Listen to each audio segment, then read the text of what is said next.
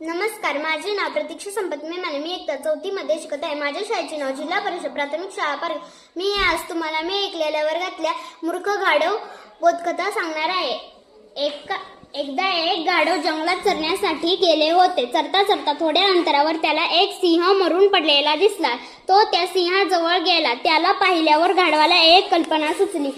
त्याने त्या सिंहाचे कातडे स्वतःच्या अंगावर पांघरले आणि तो चालू लागला. जंगलातून चालत जाताना सर्व प्राणी त्याला पाहून घाबरले, पळून जाऊ लागले. ते पाहून गाढवाला गंमत वाटली. गाढवाची हिंमत वाढली. ते गाढव मग गावात शिरले. त्याला सिंह समजून गावातील लोक सुद्धा घाबरली, पळू लागली. नेहमी मला मारणारी लोक आज सिंहाच्या रूपात मला पाहून पळत आहेत. त्याची गाढवाला गंमत वाटली. ते गाढव सर्वांना अजून घाबरवू लागले. एके दिवशी मात्र गाढव शेतातून हिंडतानाच दुसरे गाढव त्याच्या समोर आले. त्याला पाहून पहिल्या गाढवाला खूप आनंद झाला आणि ते जोरात ओरडू लागले. बाजूला काही शेतकरी उभे होते. त्यांच्या लक्षात आले की सिंह नसून सिंहाची कातडी पांघरलेला गाढव होता. मग असून त्यांनी हातातल्या काठीने त्या गाढवाला बदडून काढले. गाढवाने सोंग घ्यायचा मूर्खपणा केला होता, त्याची त्याला शिक्षा मिळाली. या गोष्टीवरून आपल्याला समजते की